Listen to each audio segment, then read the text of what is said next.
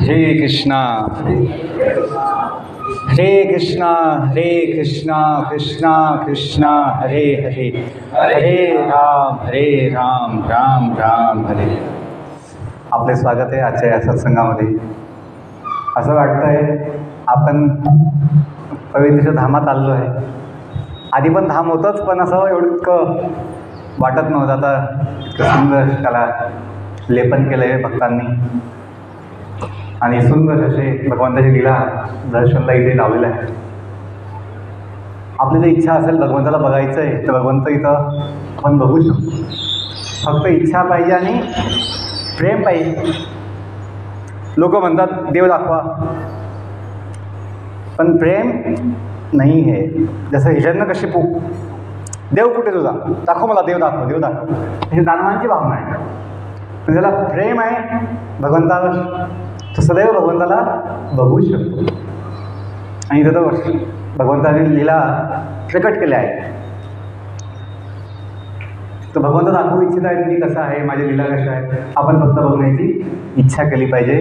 कुणी म्हणाले पेंटिंग आहे, हे कुणी छापून आणलेलं आहे, ते सुद्धा असं आपोआप होत नाही, भगवंताची इच्छेनेच होतं. जे काही होतं आहे, पेंटिंग होतं आहे, छापाई होतं आहे, हे सर्व भगवंताच्या इच्छेने आणि शक्तीने होत आहे. म्हणून शेवटी भगवंतांची इच्छा म्हणून हे प्रकट झालेलं आहे असं आपण मानलं पाहिजे. जसं हे शेड सत्संगाचा हॉल हा सुद्धा भगवंतांच्या इच्छेने झालेला आहे. आणि आपण सुद्धा यात आलो आहे सत्संगामध्ये भगवंताच्या इच्छेने आलो. त्याची योजना आहे आपण यावं आणि सुखी व्हावं. ठीक आहे. पुनश्च आपलं स्वागत आहे याच्या सत्संगामध्ये. आणि आपण थोडा जो वेळ भेटला आहे त्याचा आपण सदुपयोग करूया.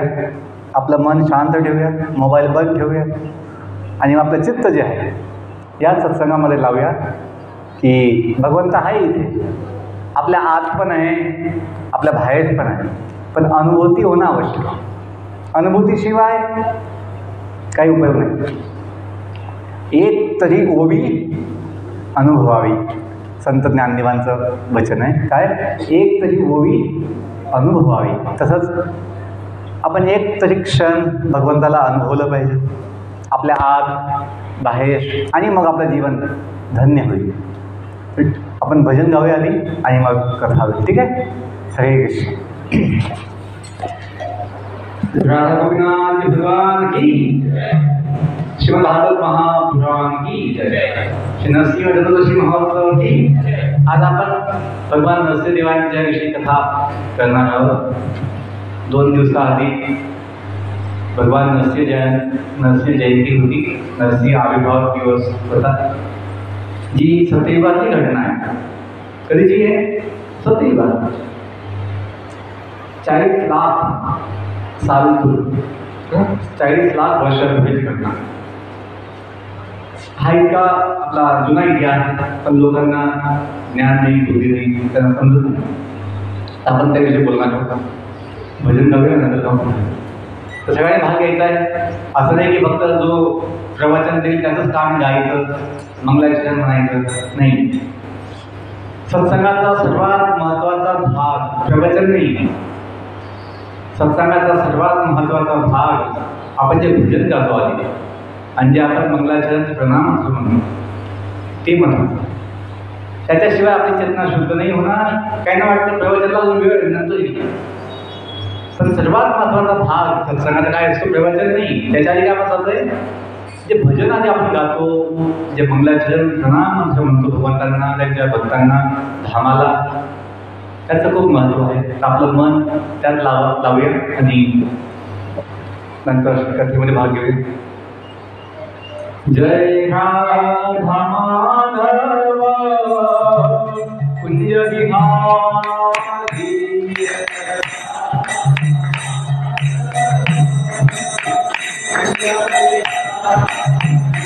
जय राधा माधव कुंज विहारी,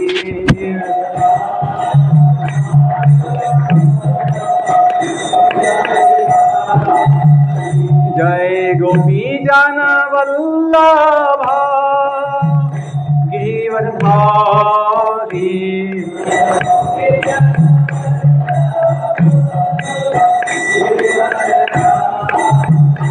जय गोपी जन वल्लभा गिरिवरधारी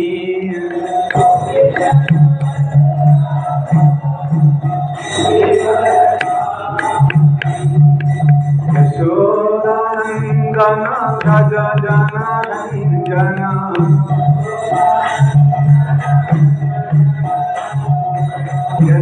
यशोदानंदन व्रज जनरंजन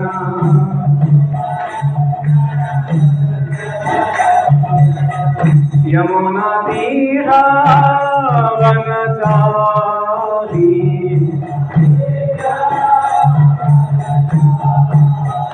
यमुना तीरा वनचारी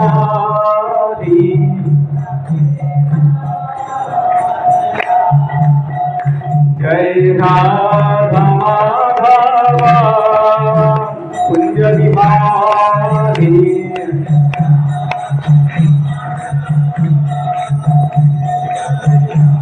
जय राधा माधव कुंज बिहारी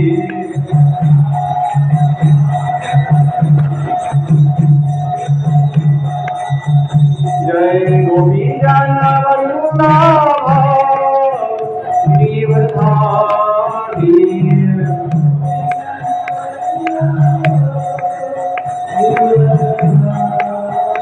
जय गोपी जन वल्लभ गिरिवरधारी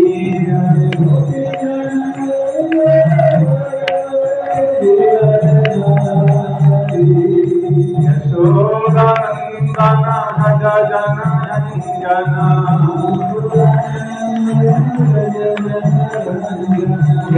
यशोदानंदन व्रज जनरंजन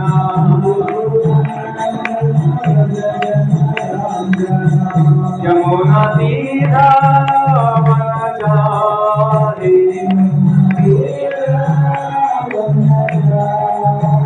यमुना तीरा वनचारी यमुना तीरा वनचारी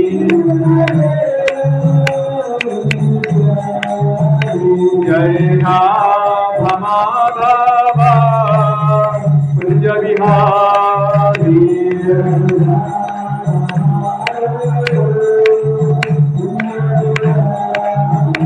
जय Radha Madhav Kunj Bihari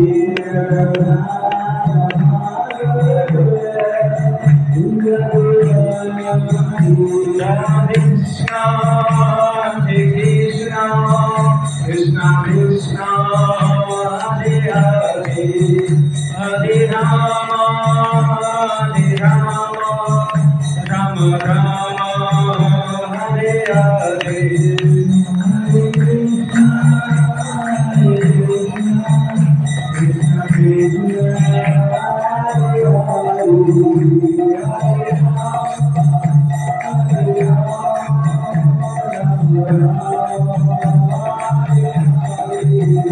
Hare Krishna,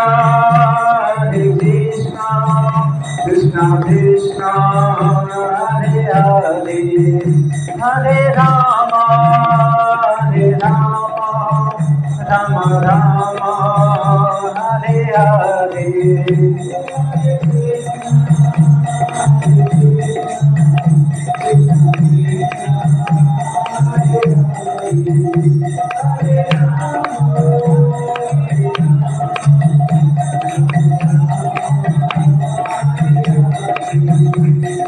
Namaste Narasimhaya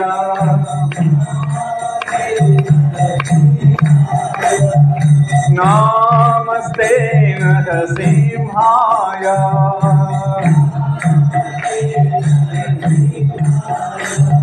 Prahlad Daine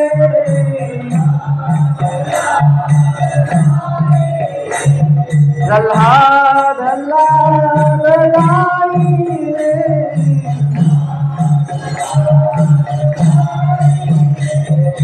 हिरण्याकशी भोर्भक्षः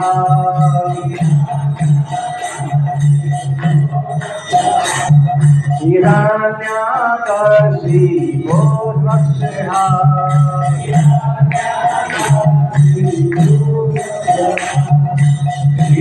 शीलकङ्कान् फालये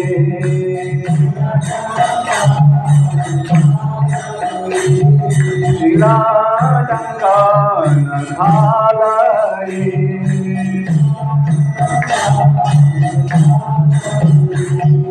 इतो नरसिंहा परतो नरसिंहा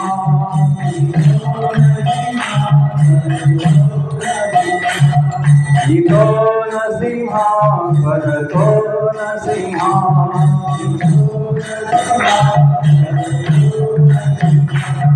यतो यतो यामि ततो नरसिंहा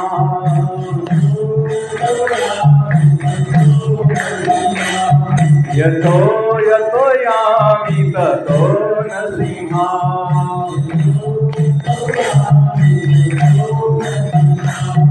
बहिः नरसिंहा हृदये नरसिंहा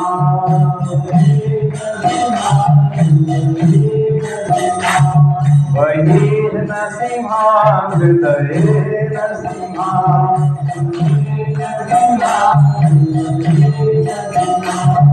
बहिः नरसिंहा हृदये नरसिंहा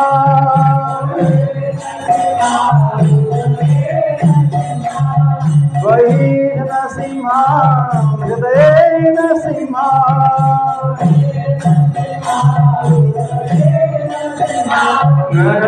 नरसिंहमदिं शरणं प्रपदे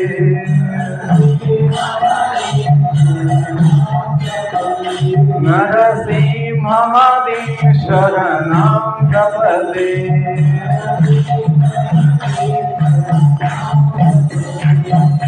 तव करकमलवहे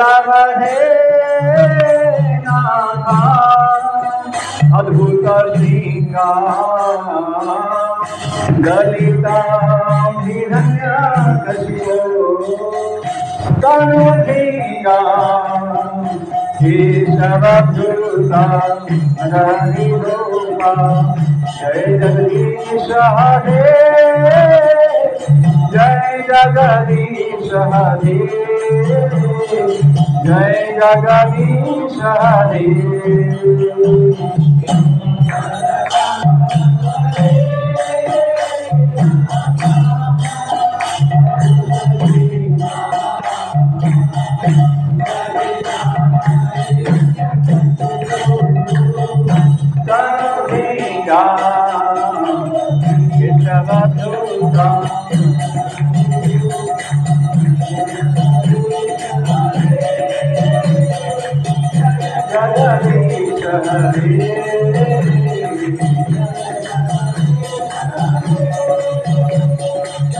केशवधृता हरिरूपा जय जगदीश हरे जय जगदीश हरे जय जगदीश हरे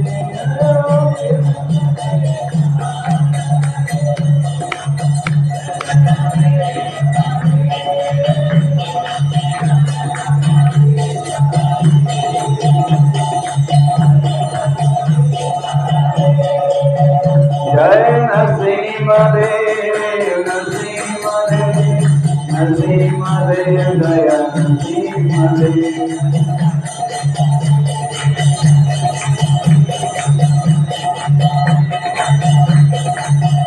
जय नरहरि नरहरि नरहरि जय नरहरि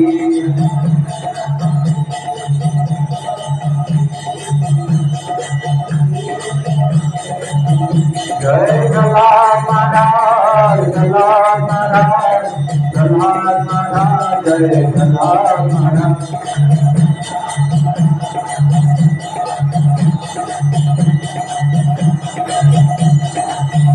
जय जय प्रभुपाद प्रभुपाद प्रभुपाद जय जय प्रभुपाद।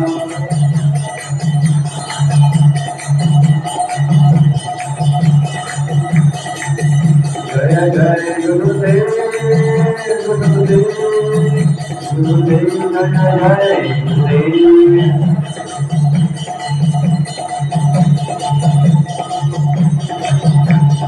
निताय गौर हरि बोल हरि बोल हरि बोल निताय गौर हरि बोल।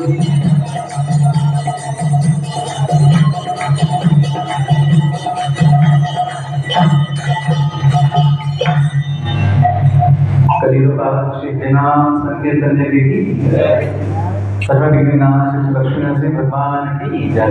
भक्तराज श्री प्रहलाद महाराज की जय। जगत गुरु श्री रूपाल की जय। समवेत गौर भक्त वृंद की जय। निताय गौर प्रेमानंदे।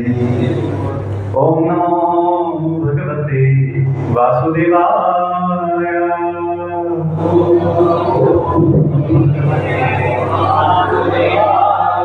ओम नमो भगवते वासुदेवाय।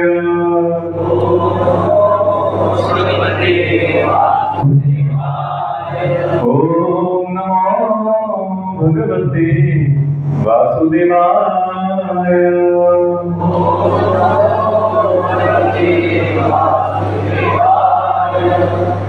नारायणं नमस्कृत्य नरं चैव नरोत्तमं देवीं सरस्वतीं व्यासं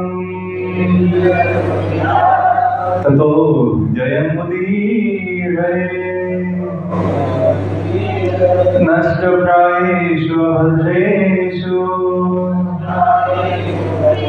नित्यं भागवत सेवया भगवती उत्तम श्लोके भक्ति भवति नैष्ठिकी। कृष्णाय वासुदेवाय। सगळ्यांनी म्हणायचे कृष्णाय वासुदेवाय देवकी नंदनाय च नंद गोपकुमाराय गोविंदाय नमो नमः। ओम ज्ञानतिमिरन्धस्य ज्ञानाञ्जनशलाकया चक्षुरुन्मीलितं येन तस्मै श्रीगुरुवे नमः। श्रीचैतन्यमनोभीष्टं स्थापितमेन भूतले स्वयं रूपः कदा मह्यं ददाति स्वपदान्तिकम्। नमो विष्णुपदाय कृष्णपृष्ठाय भूतले श्रीमते भक्तिवेदांत स्वामी निधि नामिने। नमस्ते सरस्वती देवे गौरवाणी प्रचारिणे निर्विशेष शून्यवादी पाश्चात्य देशतारिणे। नमो महावदन्याय कृष्ण प्रेम प्रदायते कृष्णाय कृष्ण चैतन्य नाम्ने गौरतिषे नमः। नमो ब्रह्मण्यदेवाय गो ब्राह्मणहिताय च जगद्हिताय कृष्णाय गोविंदाय नमो नमः। वाञ्छाकल्पतरुभ्यश्च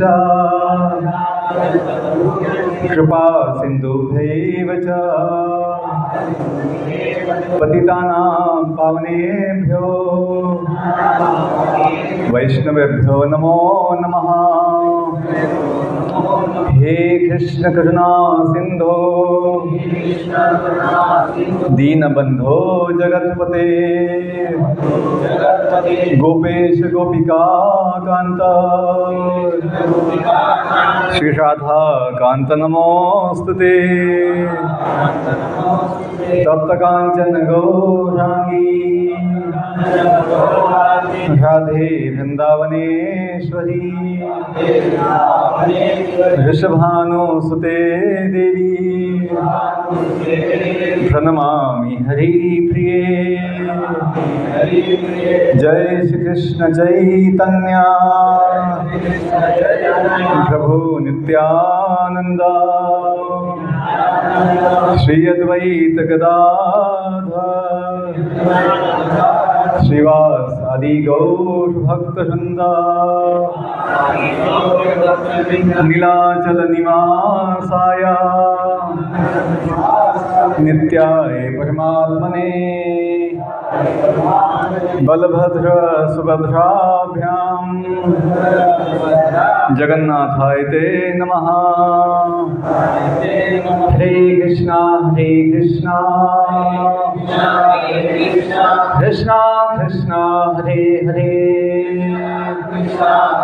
हरे राम राम राम हरे हरे। हरे कृष्णा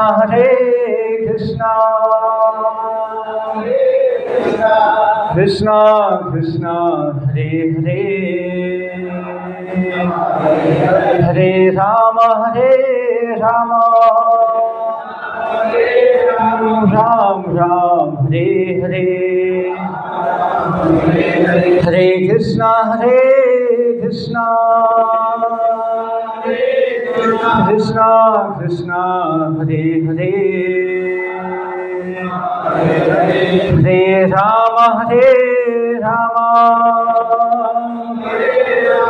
राम राम हरे हरे।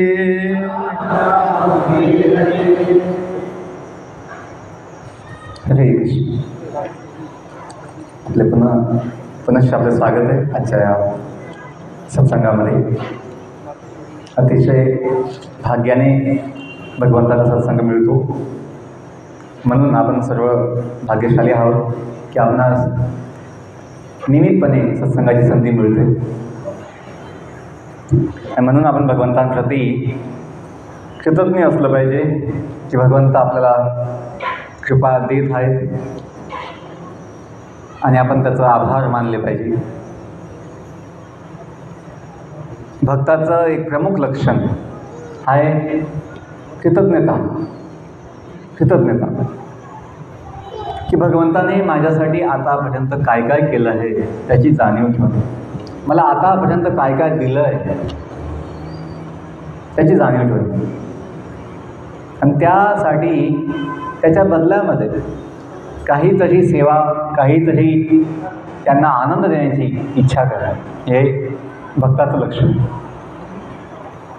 भक्त कधीही गंमत बघत नाही की चाललं आहे, बाकी भक्तांचं चाललं आहे काहीतरी टाईमपास किंवा काहीतरी सेवा चालली आहे, मी केवळ लांबून गंमत बघेल, असं भक्ताचं लक्षण नाही। भक्त स्वतः काही ना काही सेवा अवश्य आपल्या हातामध्ये घेतो की माझंही काही योगदान व्हायला पाहिजे, मी काही सेवा केली पाहिजे, मी काही भगवंतांना प्रसन्न केलं पाहिजे, हा भक्ताचा मुख्य भाव। सदैव भगवंताचं चिंतन, सदैव भगवंतांचं श्रवण कीर्तन भक्ताचं लक्षण आहे। आणि जो अभक्त आहे त्याचं काय लक्षण आहे? जो अभक्त त्याचं लक्षण आहे हेच आहे, श्रवण कीर्तन चिंतन, पण कुणाचं? ह्या जगातील लोकांचं, जे थोडे दिवस आहे, जे नाशवान आहे। आणि भक्ताचं लक्षण काय? श्रवण कीर्तन स्मरण चिंतन कुणाचं? शाश्वत सच्चिदानंद भगवंताचं। का भगवंताचं? वास्तविकपणे आपला जो संबंध आहे तो भगवंताशी आहे. वास्तविक संबंध म्हणजे काय? नित्य संबंध, कायमचा संबंध. वास्तविक, द रिअल रिलेशनशिप, वास्तविक, जे वास्तव आहे, जे सत्य आहे, ते भगवंताशी संबंध आहे. आणि बाकीचं जे काही आहे ह्या जगामध्ये ते थोडे दिवस आहे, ते टिकणार नाही, ते नाशवान आहे, आणि त्याच्याशी आपला कायमचा संबंध नाही आहे. मग हा देह असो, आपल्या कुटुंबाचे लोक असो, आपला समाज असो, आपला देश असो, हे जग असो, हे सर्व काही थोडे दिवस आहे. आपला संबंध काही काळ आहे, कायमसाठी नाही. म्हणून या संबंधाला वास्तविक संबंध म्हणत नाही. वास्तविक संबंध हा आधीपासून आणि शेवटपर्यंत असतो. आधी नव्हता, आता आहे, ह्या नंतर नसेल, असे संबंध नाही आहे. ह्या जगातील सगळे संबंध असेच आहेत. आधी नव्हते, नंतर पण राहणार नाही आहे. मधला काळ, थोडा काळ आपण समजतो, हेच महत्त्वाचं आहे. हा देह महत्त्वाचा आहे, त्या देहाच्या संबंधित जे काय आहे ते महत्त्वाचं आहे. मी म्हणत नाही की त्याचं आपण महत्त्व ठेवायचं नाही, पण तेच महत्त्वाचं आहे, बाकीचं काही महत्त्वाचं नाही असं समजणं चुकीचं आहे. तर भक्ताचं मुख्य लक्षण आहे की तो भगवंतांशी संबंधित सेवेमध्ये युक्त असतो. आणि जो अभक्त आहे तो पण सेवेमध्ये युक्त असतो. असं नाही की भक्तच सेवेमध्ये आहेत, अभक्त सेवेमध्ये नाही आहे. अभक्त पण सेवेमध्ये आहेत, पण कुणाच्या सेवेमध्ये आहेत ते मायाच्या सेवेमध्ये. माया म्हणजे काय? जे नाही आहे, मायावी, फसवणार आहे, फसवणार. मायावी हा शब्द आहे, तो मायावी आहे, तो छलिया आहे, फसवणार आहे. तर ती मायाशक्ती आपल्याला फसवते, जीवाला फसवते या जगामध्ये. कधीपासून फसवते? अनादी काळापासून म्हटलं, शास्त्रामध्ये म्हटलं, गीता भागवत वेदांमध्ये अनादी काळापासून. आपलं आता आठवत नाही अशा अनादी काळापासून ही मायाशक्ती आपल्याला फसवते. कशी फसवते? ही मायाशक्ती आपल्याला स्वतःपासून वंचित ठेवते. शब्दांकडे लक्ष द्या की ही मायाशक्ती आपल्याला स्वतःपासून वंचित ठेवते. तुम्ही म्हणाल नाही, आम्ही तर आमचा स्वतःचा आनंद घेतो आहे, आम्ही आमचं स्वतःचं सुख घेतो आहे, आम्हाला आमचं स्वतःचं समाधान आहे. नाही, जे काही असं वाटतं आहे की हे सुख आहे, समाधान आहे, यांना बाहेर ठेवा, यांना शांत ठेवा, बाहेर ठेवा. काय होतं की सत्संगामध्ये अतिशय व्यत्यय येतो. खेळायची वस्तू नाही आहे, जागा नाही आहे. ना मोठ्या मुश्किलने आपण हप्त्यामध्ये थोडा वेळ येतो. ती काळजी घेतली पाहिजे की मुलांना शांत बसवलं पाहिजे, नाही बसत तर बाहेर ठेवलं पाहिजे, बाहेर खेळू दिलं पाहिजे. नाही तर सगळ्या भक्तांचं लक्ष त्यांच्याकडे जातं. मुलं अतिशय आकर्षक असतात. त्यांचं ना स्वभाव असतो की ते सगळ्यांचं चित्त आकर्षित करतात. म्हणून आपण काळजी घेतली पाहिजे की मुलांना शांत बसवलं पाहिजे. तर काय बोलू तुम्ही? काय बोललो मी शेवटी? मायावी.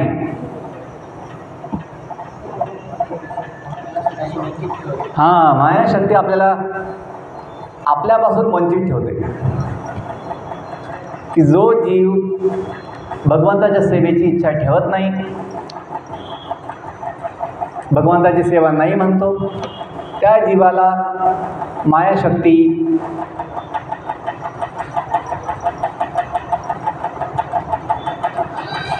स्वतःचं पण ज्ञान, स्वतःच्या ज्ञानापासून वंचित ठेवते. त्याची हवा जास्त कमी आहे, हवा जास्त आहे म्हणून म्हटलं बंद ठेव. बाकीची हवा येईल, ज्यांना हवा पाहिजे त्यांना मागे बसेल, काय अडचण नाही. आपल्याला जे काही चिंतन व्हायचं आहे ते महत्त्वाचं आहे, पण त्याच्या आवाजामध्ये ते नाही होत, त्याचाच ते व्यत्यय येतो.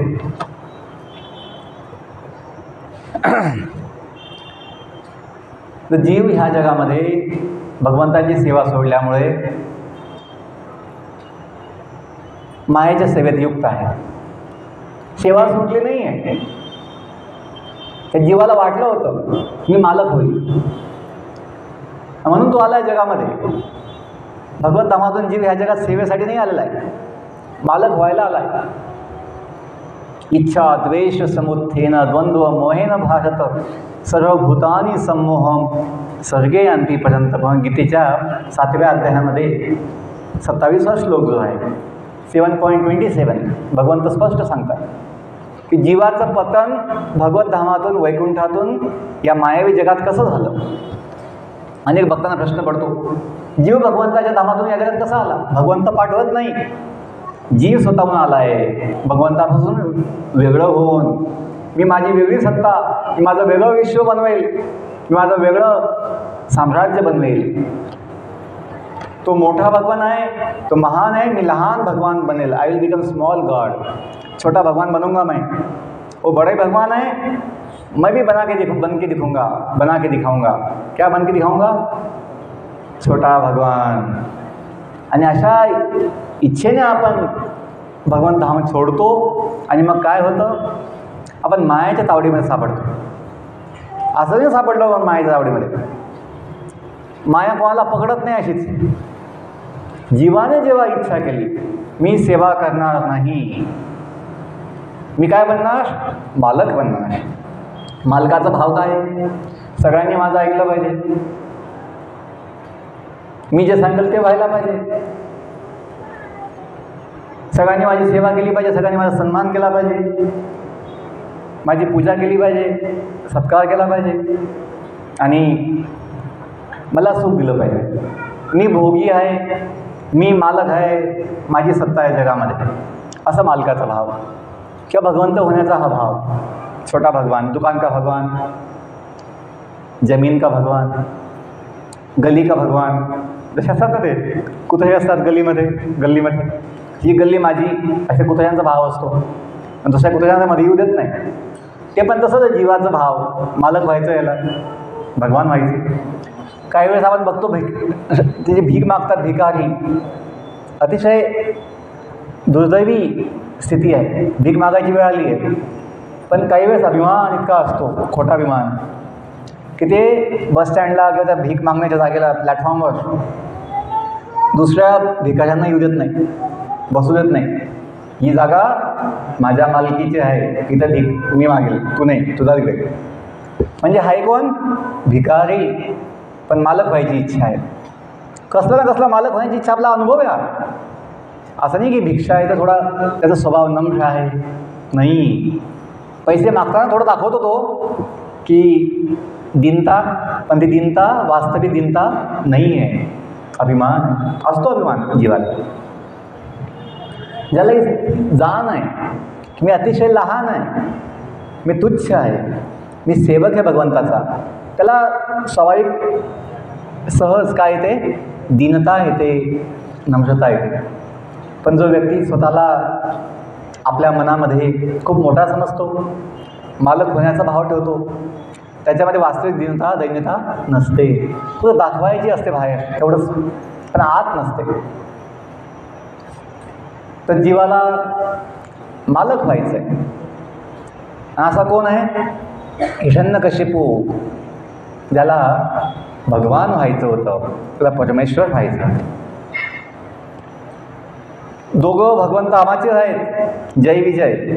भागवत कथेमध्ये ते प्रसंग येतो की ब्रह्मदेवांचे मानसपुत्र चतुष्कुमार यांना इच्छा झाली की वैकुंठामध्ये भगवंतांचं दर्शन घेऊया. आणि चौघं 5 वर्षाचे बालक आहेत. त्यांचं रूप तसं बालकाचं आहे, 5 वर्ष बालकाचं त्यांचं रूप आहे. तसे ते खूप जुने आहेत, कोटी वर्ष जुनं त्यांचं आयुष्य आहे, कोटी वर्षाचे ते आहेत. पण त्यांनी मागून घेतलं वरदान ब्रह्मदेवाकडनं, भगवंताकडनं, की भगवंता आम्हाला बालक देहच पाहिजे, आम्हाला मोठं नाही व्हायचं आहे, हा देह युवा नाही व्हायचा आहे, युवक नाही बनायचं आहे. का, त्या वासना, ते इच्छा, ते कामना आम्हाला नको आहे. जे मोठे झाल्यानंतर येतात, आम्हाला बालक रूपातच राहायचं आहे, ज्यामध्ये निष्पाप असा भाव असतो, शुद्ध भाव असतो. म्हणून ते 5 वर्षाच्या बालकाप्रमाणे राहतात. सनातन, सनंदन, सनतकुमार हे 4 कुमार भगवंताचं दर्शन घ्यायला वैकुंठामध्ये जातात. आणि मग जय विजयला वाटतं, आणि त्यांनी 6 वैकुंठाचे 6 गेट, प्रवेशद्वार पास केले आहेत. त्यांनी त्यात ते आलेले आहेत, प्रवेश केला आहे. आणि 7व्या गेटवर, 7व्या प्रवेशद्वारावर जय विजय उभे आहेत. आणि त्यांनी बघितलं की 4 बालक तर सुंदर आहेत, पण कपडे नाही घातले यांनी. त्यांची दृष्टी देहावर गेली. त्यांनी त्यांचा आत्मा नाही बघितला, त्यांचा भाव नाही बघितला. त्यांनी त्याचं बाह्य रूप बघितलं आणि असं वाटलं यांना की वैकुंठामध्ये भगवान लक्ष्मीनारायणचं सुंदर असं रूप आहे, आणि त्यांच्यासमोर हे निर्वस्त्र 4 बालक शोभून नाही दिसणार. त्यांना असं वाटलं, म्हणून त्यांनी ते 4 बालकांना प्रवेश नाही दिला. लहान बालकं कशीही असू द्या, ते आकर्षक सुंदर असतात, त्यांचा भाव शुद्ध असतो. पण ह्या जय विजयला ते समजलं नाही की ह्या 4 बालकांचा भाव जो आहे अतिशय शुद्ध आणि स्वच्छ आहे. आणि त्यांनी थांबवलं, आणि ते थांबवल्यामुळे हे 4 कुमारांना खूप दुःख वाटलं. खूप दुःख वाटलं की आम्हाला प्रवेश नाही, आम्ही इतक्या लांबून ब्रह्मलोकातून आलो आहे. आम्ही ब्रह्मलोक कुठे आहे? ब्रह्मलोक ब्रह्मांडामध्येच आहे, भौतिक जगातच आहे. त्यांच्या दिव्य शक्तीने ते आध्यात्मिक जगात वैकुंठात पोहोचले होते. आणि अशा 4 कुमारांना या जय विजयने केवळ वस्त्र नाही घातले म्हणून अडवलं भगवंताचं दर्शन घ्यायला, हे त्यांना खूप दुःख वाटलं. मग त्यांना स्वाभाविकपणे असं वाटलं की हा जो भाव आहे हा योग्य नाही आहे. कुणाचा भाव? जय विजयचा, की जे केवळ बाह्य रूप बघतायत, पण जो माझा आमचं जे अंतर्भाव आहे तो बघत नाही आहे. म्हणून त्यांना वाटलं की हे इथं लायक नाही आहे वैकुंठाचे. त्यांनी शाप दिला जय विजयला. आणि भगवंतांची इच्छा होती, लीला होती, कामना होती की आपल्यासारख्या जीवांना शिकवायचं. भगवंतांच्या सर्व लीला आपल्या भक्तांना आनंद देण्यासाठी असतात, आणि आपल्यासारख्या जीवांना जे सेवा सोडून या जगात दुःख भोगत आहेत, मायेच्या सेवेमध्ये आहेत, त्यांना शिकवणे हा एक हेतू असतो. आणि कसं शिकवायचं? लेकी बोले सुने लागे. सासूबाई कशी शिकवते? आपल्या मुलीला सांगून, प्रत्यक्ष बोलत नाही सुनबाईला का दुःख होईल तिला, म्हणून आपल्या लेकीच्या माध्यमातून ते आपल्या सुनबाईला शिकवते. तसं भगवंत जे आहे त्या जगामध्ये त्यांच्या जवळच्या भक्तांच्या माध्यमातून जे जीव त्यांच्यापासून दूर झाले आहेत त्यांना शिकवतात. आपण त्यांच्यापासून, भगवंतांपासून, या जगातला जीव भगवंतापासून का झाला आहे? दूर गेला आहे. तो ऐकायला इतका सहज तयार नाही आहे. त्याला सांगितलं तर त्याला द्वेष येतो, त्याला संताप येतो. मला कोण शिकवणार आहे तो, असं त्यांना वाटतं. म्हणून भगवंत आपल्या भक्तांच्या माध्यमातून शिकवतात. मग कोण? जय विजय यांना निवडलं भगवंताने, आणि मग त्यांना शाप देऊन त्यांना असुरजनीमध्ये जन्माला घातलं. जय विजय बनले हिरण्याक्ष आणि हिरण्यकशिपू, जे ब्रह्मदेवाचे पुत्र आहे कश्यप मुनी, आणि दिती त्यांची पत्नी, कश्यप मुनीची पत्नी दिती, यांच्या दोन्हीपासून हिरण्याक्ष आणि हिरण्यकशिपू यांचा जन्म झाला. दोघांनी संपूर्ण ब्रह्मांडामध्ये आपली सत्ता बनवण्याची इच्छा केली. आता बघा, आपल्याकडनं किती सत्ता बनवू शकते? खूप वेळेस आपल्या घरामध्ये कोणी आपलं ऐकत नाही, अशी या जगाची स्थिती आहे. ते तर खूप लांबची गोष्ट आहे. आपलंच मन आपलं ऐकत नाही. आपल्या पत्नीने आपलं ऐकावं, आपल्या पतीने आपलं ऐकावं, आपल्या मुलांनी आपलं ऐकावं, ही तर खूप पुढची गोष्ट आहे. आपलंच मन, ज्याला आपण आपलं म्हणतोय, ते आपलं ऐकत नाही, तर दुसऱ्या लोकांनी आपलं ऐकावं हे कसं काय आपण अपेक्षा ठेवावी? आधी आपलंच मन आपलं ऐकायला पाहिजे. आधी आपल्या मनानं आपलं ऐकायला पाहिजे. जे आपलं शरीर आहे, तन, आपलं तन आपलं ऐकत नाही. ऐकतं का? नाही ऐकत. आपल्याला पळायची इच्छा आहे, आपल्याला चांगलं खायची इच्छा आहे, पण शरीर काय म्हणतं? नाही, परवानगी नाही आहे खायला. खाली बसायला परवानगी नाही आहे, बसलं की उठता येत नाही, खुर्चीवर बसायचं आहे. कोण शिकवतं आहे? कोण सांगतं आहे? तन सांगते, तन, शरीर सांगते.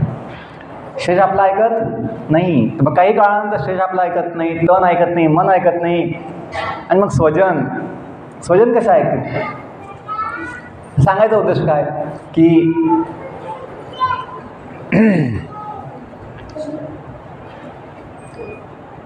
तर ह्या जीवाने जे इथं आलेलं आहेत मालक व्हायला, तर ह्या हिरण्यकशिपू आणि हिरण्यक्षनी दोघांनी मिळून सर्वात मोठं पद घेण्याची इच्छा केलेली आहे की ब्रह्मांडात आमची सत्ता व्हावी.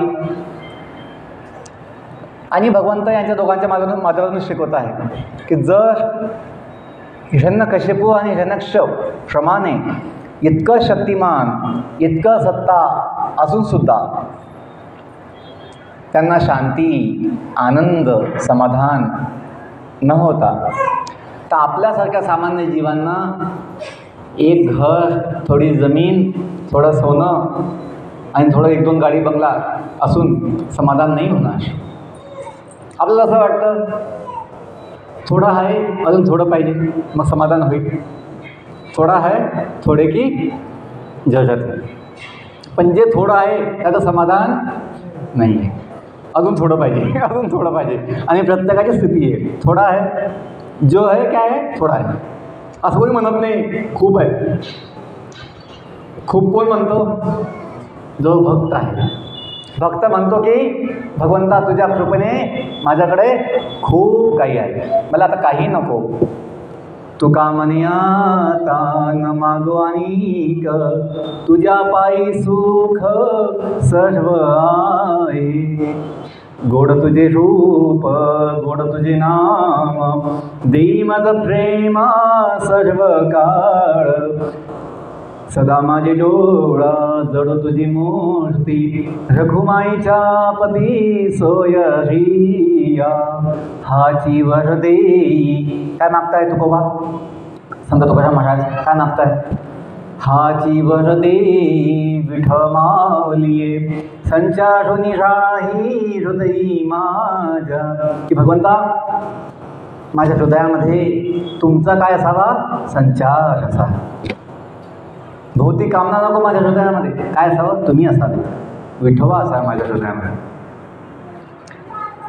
तुका म्हणया तान मागो अनिक, तुझ्या पायी सुख सर्व आहे. असं म्हणणं भक्ताचं लक्षण की भगवंता तुझ्याकडनं आता मला काही मागायचं नाही आहे, तुझ्या पायी सुख आहे. तुझ्यामुळे सुख आहे ना, तुझ्या पायी म्हणजे तुझ्यामुळे सुख आहे आणि तुझ्या चरणी पण सुख आहे. दोन्ही भाव आहेत. तुझ्या पायी आणि तुझ्या चरणी पण सुख आहे. तर भक्तांचं हे भाव असतो की भगवंता मला तू हवा आहे, तुझ्याकडनं काही नको. आणि बाकी लोकांना भगवंताकडनं सगळं पाहिजे पण भगवंत नको. भगवंताकडे येतात कधी आलं तर चुकून, भगवंत आपल्या मनामध्ये ते मग काय काय नाही आपल्याकडे ते सगळं त्याच्या मनात आणतात, इच्छा आणतात. आणि भगवंतात तुझं असेल इथं, तो पण विश्वास नाही आहे म्हणून. असेल तर माझं काम होऊ दे, झालं तर मग मी काही तुला देईल, आता नाही, आधी नाही, वाया जाईल नाही. तर असं त्यांना भाव, विश्वास नाही. सांगायचा उद्देश हा आहे की या हिरण्यकशिपूने, हिरण्यक्षने पूर्ण ब्रह्मांडामध्ये इतकी शक्ती मिळवली, तपस्या केली, खूप मोठं पद त्यांनी मिळवलं. पण त्यांच्या हृदयामध्ये शांती, समाधान, आनंद नव्हता. त्यांना वाटत होतं अजून पाहिजे, अजून पाहिजे, अजून पाहिजे. असाच आपला भाव आहे. ह्या जगातला जीव काय आहे? छोटा हिरण्यकशिपू आहे, छोटा काय आहे? हिरण्यक्ष आहे. ते मोठे होते, आपण छोटे आहोत. भावना आपली तशी समान आहे. की आपल्याला त्या हिरण्यकशिपूप्रमाणे स्वतः भगवान होण्याची इच्छा आहे, मालक होण्याची इच्छा आहे. त्या हिरण्यकशिपूने 33 कोटी देवतांना जिंकून घेतलं होतं. त्यांना आपल्या सेवेमध्ये गुलाम केलं होतं. स्वर्गलोक, भूलोक आणि पाताळलोक तिन्ही लोक जिंकून घेतले होते. त्याने आपली सत्ता बनवून घेतली होती. पण त्या हिरण्यकशिपूला समाधान नव्हतं, शांती नव्हती. तर ह्या इतिहासातून आपण शिकलं पाहिजे. लंकापती रावण तसाच होता. तेच जय विजय त्रेतायुगामध्ये कोण म्हणले होते? रावण आणि कुंभकर्ण. तेच दोघं जय विजय मागच्या युगात द्वापर युगात कोण म्हणले होते? शिशुपाल आणि दंतवक्र. हे आपला इतिहास सांगते, भागवत सांगते. लोकांना थोडी श्रद्धा नाही की भगवद्गीता हे भागवत, हे वेद, उपनिषद, पुराण हे कोणी माणसाने नाही लिहिले, स्वतः भगवंताने दिलेलं ज्ञान. व्यासदेव हे भगवंतांचे स्वतः साहित्य अवतार आहे, वाङ्मय अवतार आहे. तर भगवंताविषयी ज्ञान भगवंताशिवाय कोणी देऊ शकत नाही. माझ्या मनात काय चाललंय कोणी जाणू शकत नाही, मी जाणू शकतो. तसंच भगवंताच्या मनात काय आहे, भगवंताची लीला कशा आहेत, किंवा भगवंताच्या ही सृष्टी भगवंताची आहे, ती का बनली आहे, कशी बनली आहे, भगवंताचा काय हेतू आहे, हे आपण नाही जाणू शकतो, भगवंत जाणू शकतो. म्हणून भगवंताने स्वतः हे ज्ञान दिलं आहे. आणि ब्रह्मदेवाला दिलं, ब्रह्मदेवांनी नारदमुनींनी व्यासदेवांना, असे परंपरेमध्ये हे ज्ञान आपल्याला उपलब्ध आहे. तसं समजू नये आपण की हे काय माणसाने लिहिलेलं आहे. नो, हे भगवद्गीत आहे, भगवंताचं गीत आहे. हे श्रीमद भागवत आहे. भागवत म्हणजे काय? भगवंतांशी संबंधित भागवत. वेद म्हणजे काय? दिव्य ज्ञान. उपनिषद म्हणजे काय? जे ज्ञान, दिव्य ज्ञान भगवंताच्या जवळ आपल्याला घेऊन जातं. उपनिषद, उपवास, भगवंताच्या जवळ वास, उपवास. तसं उपनिषद जे ज्ञान घेऊन जातं भगवंताजवळ, उपनिषद, ते उपनिषद. वेदांत म्हणजे काय? वेदांत म्हणजे सर्व वेदांचं जे अंतिम निष्कर्ष आहे ते वेदांत. तर प्रत्येक शब्दाचा एक अर्थ असतो, आपल्याला माहीत पाहिजे. त्या हिरण्यकशिपूने ब्रह्मदेवांना प्रसन्न केलं, खूप तपस्या केली, आणि त्याला अशी इच्छा होती की मला काय व्हायचं आहे? अमर व्हायचं, नित्य जीवन पाहिजे. बघा, जीव भगवतमध्ये नित्यच आहे, शाश्वत आहे, अविनाशी, अमर आहे मूळ रूपामध्ये. जी आपल्याला कामना आहे, मी कायम जगावं, मी कायम असावं, अशी कामना काय? मला म्हातारपण नको आहे, मला आजारपण नको आहे, मला आजार नको आहे, मला मृत्यू नको आहे, अशी इच्छा काय? अशी इच्छा आपल्याला यासाठी आहे कारण आपण आत्मा आहोत. आत्मा मूळ रूपामध्ये नित्य, अजर, अमर. म्हणून आपली अशी कामना आहे, मी कायम असावं. ती काही चुकीची नाही, ती आपली स्वाभाविक कामना आहे. का? आपण हा देह नसून दिव्य जीवात्मा आहोत. पण जेव्हा या जीवात्म्याने खोट्या किंवा मायावी आकर्षणामुळे किंवा मायेच्या प्रभावामुळे आपली मूळ सेवेची स्थिती सोडली आणि स्वतः मालक होण्याची इच्छा केली, हा जीव भगवंतापासून वेगळा झाला आहे. आपण सर्व भगवंताला सोडून या जगात आलेलो आहे आणि ते जन्म घेऊन दुःख भोगतो. जन्म घेऊन दुःख भोगतो. जन्माच्या आधी 9 महिने आपण आईच्या पोटात जे असतो, गर्भामध्ये 9 महिने, आता आठवत नाही आठवत की आपण 9 महिने कसे होतो आत त्या गर्भामध्ये, छोट्याशा जागेमध्ये. आठवत नाही. आईला आठवतं, आपल्याला नाही आठवत. पण भागवतमध्ये सांगितलं कपिल भगवंतांनी आपल्या मातेला देवहूतीला 3ऱ्या स्कंदामध्ये की माते, हा जीव जन्माच्या आधी 9 महिने गर्भात काय दुःख भोगतो, त्याची मनस्थिती काय असते, त्याची अनुभूती काय असते, ते कोण जाणू शकतो? सोनोग्राफी नाही जाणू शकत, डॉक्टरांना जाणू शकत. सोनोग्राफीमध्ये फक्त फोटो येईल किंवा व्हिडिओ येईल बाळाचा, पण बाळाची चेतना काय आहे, बाळाचा विचार काय आहे, बाळाची स्थिती काय आहे, त्याचा अनुभव काय आहे, कोणती व्हिडिओग्राफी फोटोसोनोग्राफी सांगू शकत नाही. पण भगवंत जे त्या जीवासोबत आहेत त्या गर्भात सुद्धा परमात्मा ते जाणू शकतात. ते जाणतात की जीवाचं काय स्थिती आहे त्या गर्भामध्ये. आणि कपिल भगवान कोण आहे? कपिल भगवान साक्षात भगवंताचे अवतार कपिल देव, कपिल भगवान. म्हणून त्यांनी ते सांगू शकले मातेला की माते 9 महिन्याचा काय अनुभव असतो. खूप दुःख आपण भोगलंय जन्माचं 9 महिने जन्माच्या आधी, आणि मग जन्माच्या वेळेस पण दुःख होतं ते बाळाला. मातेला पण दुःख होतं जन्माला घालताना, प्रसूती होताना खूप दुःख यातना होते, लेबर पेन. तर या जगामध्ये आपण जन्माच्या आधी जन्मापासून कायम दुःख भोगतो. पण मायाशक्ती जी आहे ती आपल्याला समजू देत नाही, समजू देत नाही आपण दुःख भोगतो. लोकांना वाटतं पैसा आहे, मोबाईल आहे, गाडी आहे, बंगला आहे, काय मला दुःख आहे. पोट दुखतंय, डोकं दुखतंय, मन दुःखी आहे, अनेक समस्या आहेत. पण मायाशक्ती अशी दाखवते जोपर्यंत मोबाईल आहे, जोपर्यंत पैसा आहे, मी सुखी आहे. असा जीव समजतोय. त्याचा कोणत्या क्षणी घात होईल, त्याचं शरीर कोणत्या क्षणी नाश होईल माहीत नाही त्याला.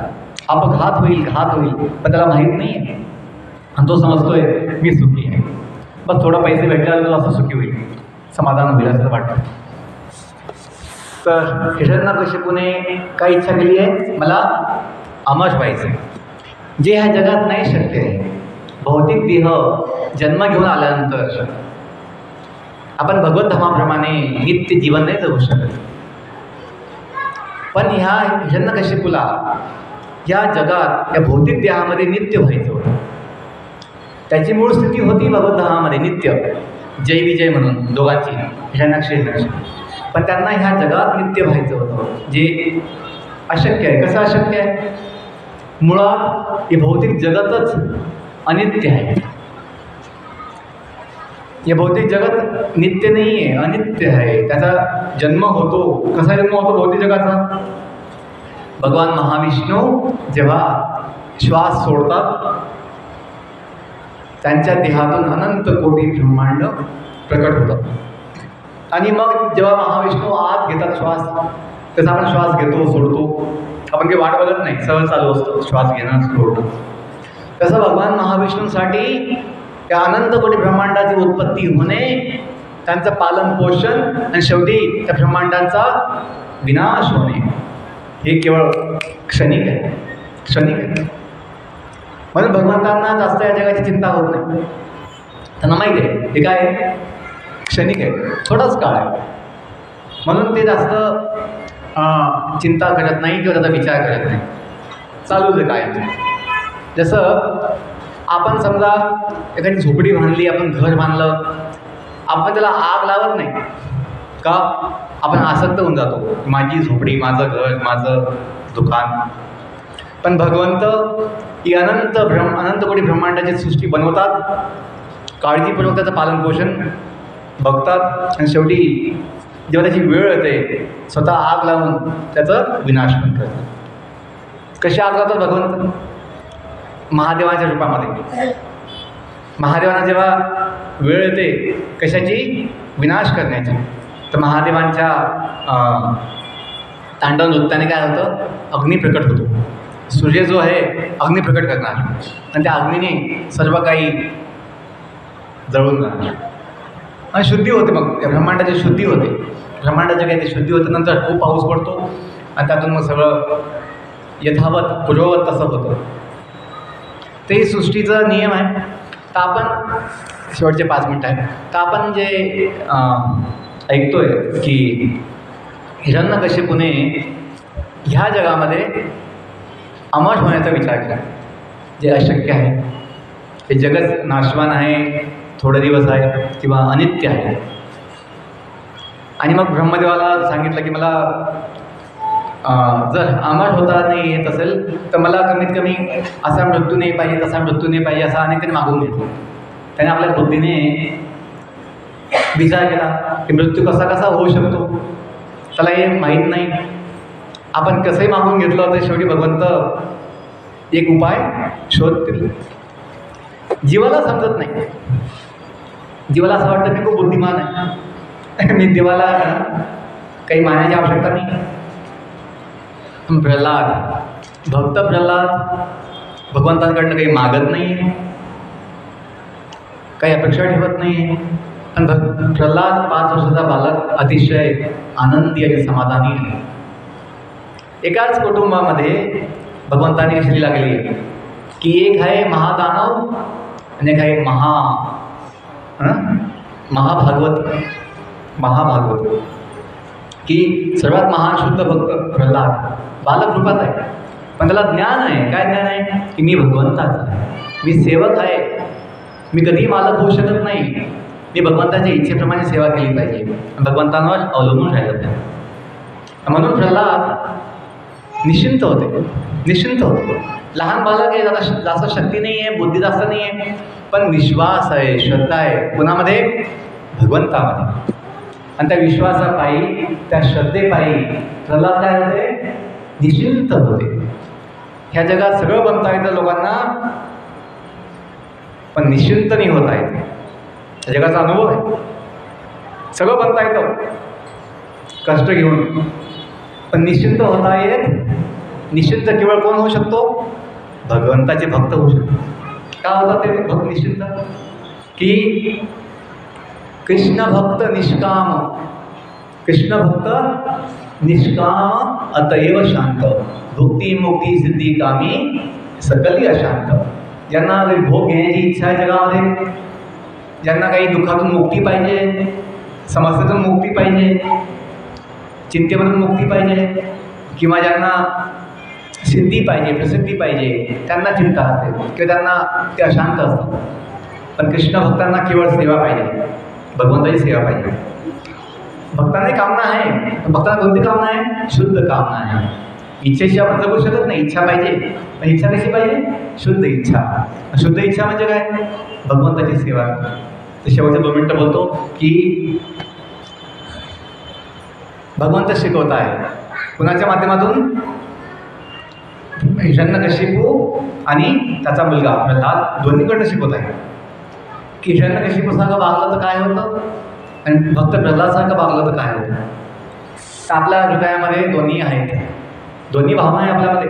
भक्त भावना पण आहे आणि दानव भावना पण आहे. तर कलियुगात काही दोन्ही भाव सोबत असतात. सतयुगामध्ये दोन्ही भाव वेगवेगळ्या भागात होते. देव आणि दानव जे होते, दानव वेगवेगळे असायचे. त्रेतायुगामध्ये एकाच ग्रहावर, मागच्या युगामध्ये द्वापर युगामध्ये एकाच कुटुंबामध्ये, आणि कलियुगामध्ये हे दोन्ही भाव एकाच हृदयामध्ये असतात. मग आपण जाणलं पाहिजे की आपल्या हृदयात चुकीचा भाव आहे, मालक बनण्याचा भाव आहे, हिरण्यकशिपूचा भाव आहे, तो नष्ट केला पाहिजे. आणि जो प्रल्हादचा भाव आहे, शुद्ध भाव, तो वाढला पाहिजे. आणि कसं शक्य आहे? भगवंतांच्या चरणी आश्रय घेऊन, भगवंताचं नाम घेऊन.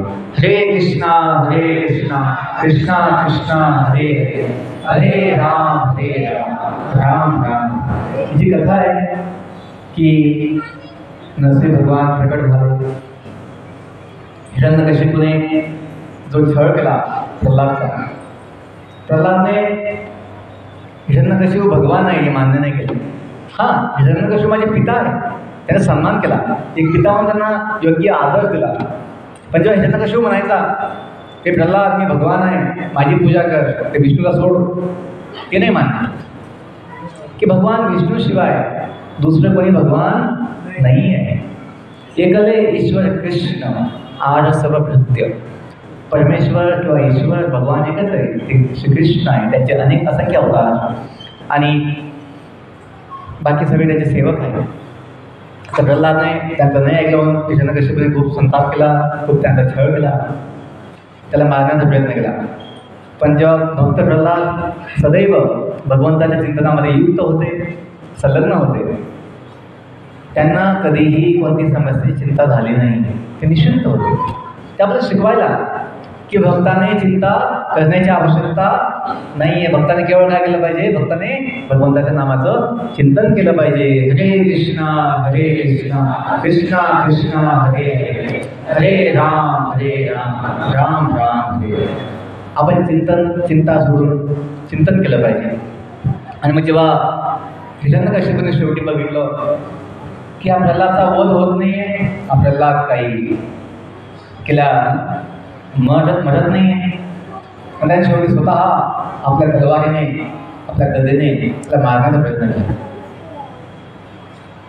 आणि त्याला शेवटी विचारलं आणि त्याने बघितलं की माझी तलवार जी आहे या बालकाच्या आहे प्रल्हादच्या देहाच्या आत बाहेर पास निघून जाते.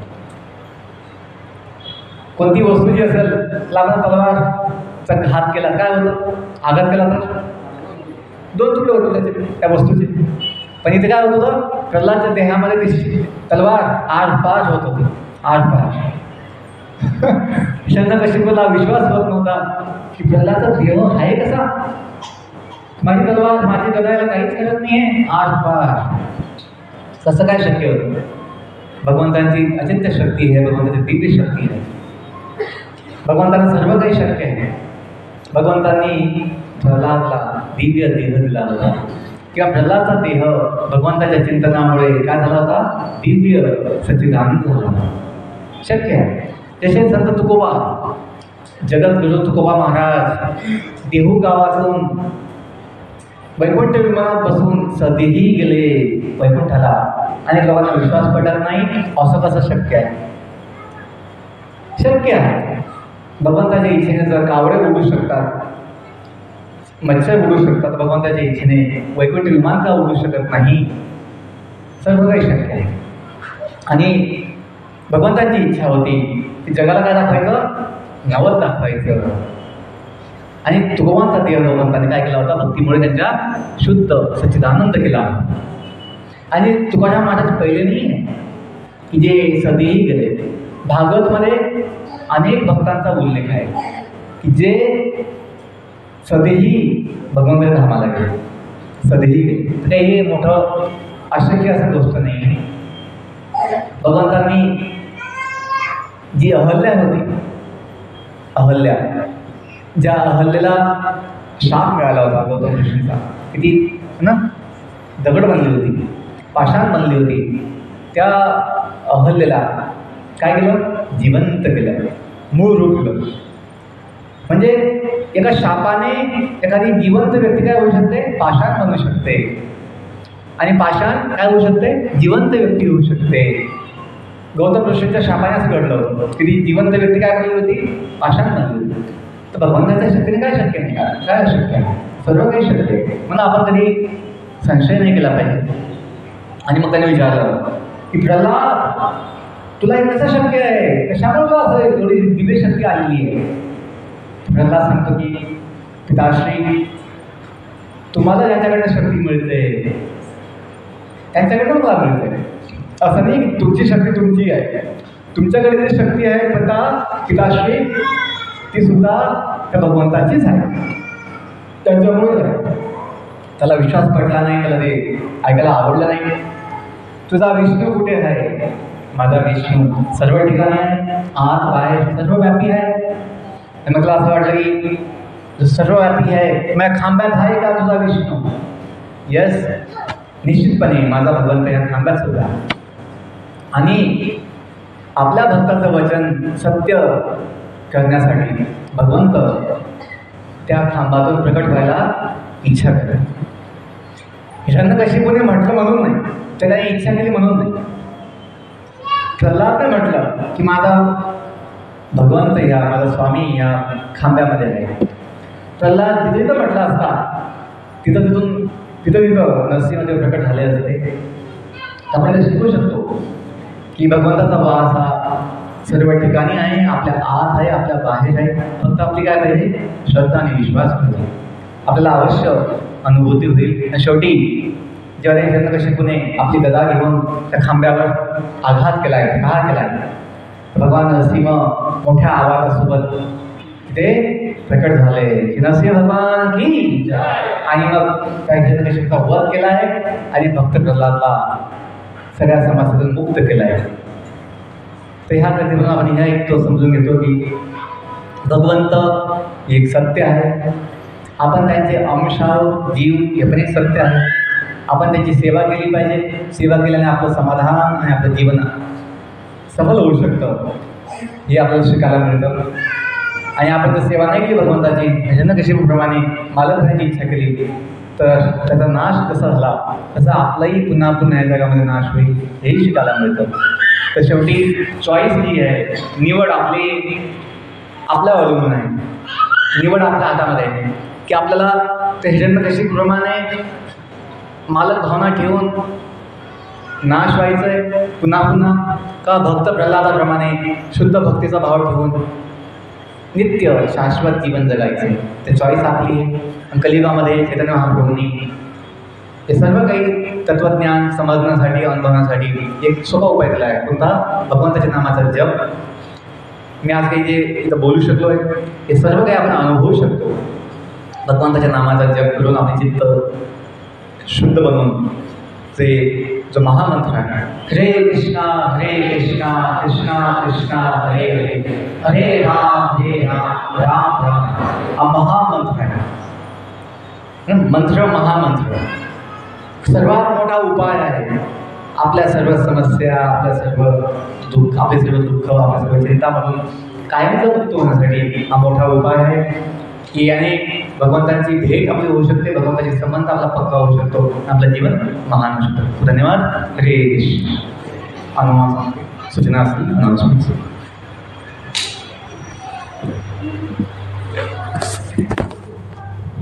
हरे कृष्णा.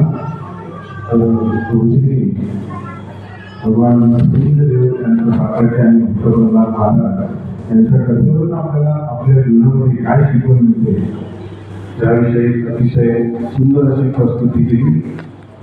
सर्व विनाशक नरसिंहदेव भगवान की भक्त शिरोमणी प्रल्हाद महाराज की. तर प्रभूजींनी अतिशय सुंदर अशी कथा आपल्याला सांगितली. त्याबद्दल प्रभूजींचं वैष्णव पद्धतीने 3 वेळेस हरिबोल करून आपण धन्यवाद करूया.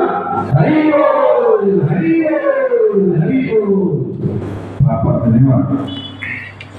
यानंतर महत्वाची सूचना अशी आहे की येणाऱ्या 15, 16 आणि 17 तारखेला आपली जी साधू संघ कॅम्प म्हणजे साधू संघ यात्रा श्रीक्षेत्र त्र्यंबकेश्वर या ठिकाणी जाणार आहे.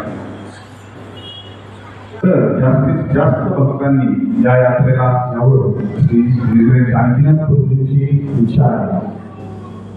तर या यात्रेची लक्ष्मी आहे 1100 रुपये. राहण्याचा आणि प्रसादाचा खर्च यामध्ये राहणार आहे. येण्याचा जो प्रवासाचा खर्च आणि व्यवस्था ही प्रत्येक भक्तांनी आपल्या आपल्या पद्धतीने करायची आहे. तर या साधू संघ जो कॅम्प आहे त्याचं अतिशय महत्व आहे. ते कशामुळे तर अतिशय श्रेष्ठ आणि सिनियर ब्रह्मचारी प्रवचनकर्ते तिथे येणार आहे आणि त्यांच्या कथेतून आपल्याला नक्कीच आपली भक्तिमय चेतना आहे त्याची उन्नती झाल्याशिवाय राहणार नाही. त्यामुळे प्रत्येक भक्ताला विनंती आहे की त्यांनी आपले जे नाव आहे ते श्री महाविष्णू प्रभूजी यांच्याकडे लवकरात लवकर जमा करायचे आहे. येणाऱ्या 30 तारीख ही जी आहे नाव देण्याची शेवटची तारीख आहे. लवकरात लवकर आपलं नाव आणि लक्ष्मी जमा करून, कारण तिथे रूमची व्यवस्था करायची आहे. तर आपला रूम बुक करण्यासाठी प्रत्येक भक्तांनी लवकरात लवकर लक्ष्मी आणि आपलं नाव आहे ते श्री महाविष्णू प्रभूजी यांच्याकडे द्यायचं आहे, जेणेकरून आपली गैरसोय होणार आहे.